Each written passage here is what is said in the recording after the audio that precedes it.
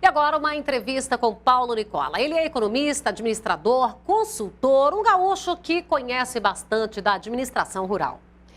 Eu estou ao lado de Paulo Nicola, um gaúcho, empresário, produtor e, de acordo com ele, agora aventureiro também, porque virou escritor. Já tem um livro, A Lógica da Economia Rural. Esse livro vem recheado de experiências. E é com um pouquinho dessas experiências que nós vamos tratar agora.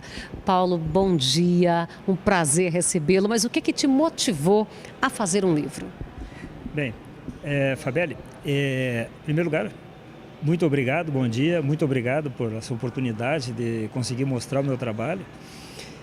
O que me motivou a escrever o livro é a vivência que eu tenho ao longo dos anos no meio rural e por ser também financeiro e administrador, eu vejo que a economia rural, o assunto está vindo num momento muito oportuno, porque espera-se que o Brasil agora, nesses próximos 2 anos, passe por um período bem complicado, né?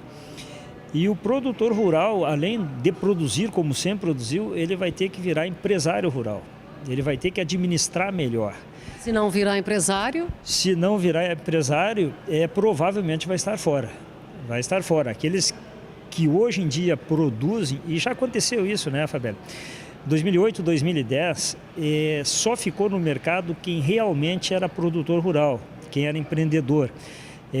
Com aquela crise, com a baixa do preço da soja, aqueles produtores amadores que pagavam qualquer arrendamento, pediam maquinário emprestado, que não eram muito produtores, esses o mercado tirou fora. E ficaram realmente produtores, e o produtor ele é um empreendedor, né?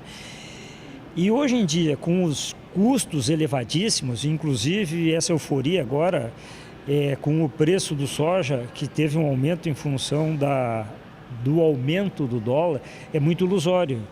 Porque com essa disparada do dólar, dispara também o preço do adubo, herbicida, fungicida, dispara o preço de tudo. E isso aí dispara num valor muito mais do que o preço do soja. Em 2008 aconteceu isso, os adubos subiram 70%, em função do dólar, depois o dólar abaixou e os adubos continuaram lá em cima. Esse filme já aconteceu, né?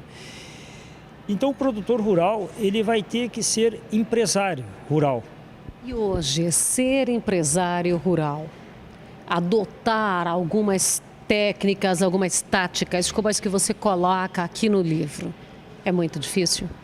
Bem, o produtor rural, primeiro, que não tem o hábito da leitura, né? Você já disse que está escrevendo para quem não costuma ler. Isso.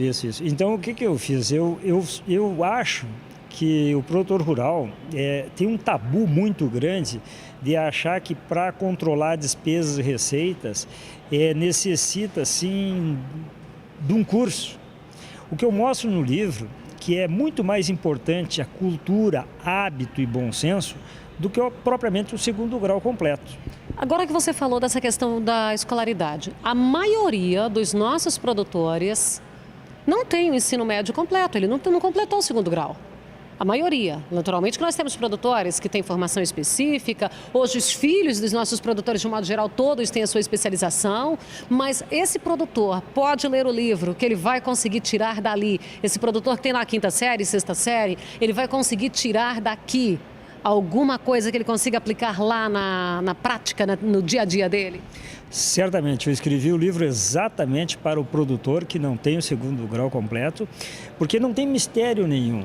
Economia, ao longo dos anos, e eu estou falando ao longo dos milênios, há 2.000 anos, há 4.000 anos, as regras básicas da economia não mudaram. A princípio, a economia é gastar menos que ganha, é a primeira regra número 1, né? Então, eu usei para conseguir mostrar que é uma questão de cultura, mais cultura e hábito do que realmente um 2º grau completo, eu uso de 300 e poucas pequenas reflexões, né? No livro. Tem mais. Então, como justamente não tenho o hábito de leitura, eu me vi obrigado a escrever um livro assim bem didático, bem fácil de ler. Inclusive, O nome do livro é A Lógica da Economia Rural. Por que eu botei? A lógica da economia rural, mas economia se ensina para o indivíduo. Ele é que leva para dentro da propriedade, para dentro da empresa, né? E, na realidade, o que eu mostro é economia caseira, é o que você faz dia a dia. E eu tenho um trabalho bastante interessante aí, que eu fiz uma pesquisa entre produtores que do nada fizeram verdadeiras fortunas, usando regras simples, e eu mostro o que esses agricultores fizeram. Eu conto as histórias desses agricultores. Todos eles tiveram momentos de dificuldades enormes. O maior produtor que eu conheço no estado do Rio Grande do Sul hoje teve quebrado.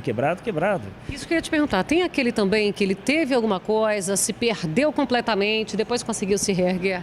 E esse agricultor acho que não tinha nenhum primário completo. É um agricultor muito grande, inclusive eu respeito muito ele. Hoje é um disparado o maior agricultor do estado do Rio Grande do Sul. Eu acho que é o único agricultor no Rio Grande do Sul que planta perto de 17 mil hectares de soja. E ele esteve quebrado. E teve que vender uma parte do que tinha para um sócio para conseguir se reerguer de novo. E eu analisando o que ele fez, eu comparei com técnicos altamente especializados. Se pegasse a situação dele, faria exatamente o que ele fez. Os cuidados que ele teve. E aí eu aponto todos os pontos que ele conseguiu equilibrar e a partir de então dar a volta por cima e se recuperar de uma maneira fantástica. E hoje é disparado o maior produtor do estado do Rio Grande do Sul. Então, são exemplos que eu mostro na prática que é só uma questão de cultura e bom senso, né? Bom, aqui a gente ainda teria assunto para falarmos bastante, porque ele vem falando da importância dos controles financeiros, de sucessão familiar, como fazer essa sucessão, os controles básicos e tudo com regrinhas bem simples, analisando os resultados. O que nós vamos fazer, ele também fala de mercado, como você olhar esse mercado e olhar de um modo que compreenda e que faça bons negócios, os investimentos a serem feitos, onde fazer esse investimento e como descobrir se esse investimento é ou não importante, a importância de uma orientação financeira, porque a partir do momento que você se estabiliza, aí também vem a parte da profissionalização. Paulo também é economista, também é administrador. Então, é uma pessoa extremamente capacitada para falar disso. E o que nós vamos tentar fazer é convencer esse gaúcho a conhecer o Cerrado lá em Goiás, o Cerrado de Jataí, de Rio Verde, e fazer uma palestra, um bate-papo para os nossos produtores. Vale o desafio? Vale, eu proponho. Então, deixa comigo.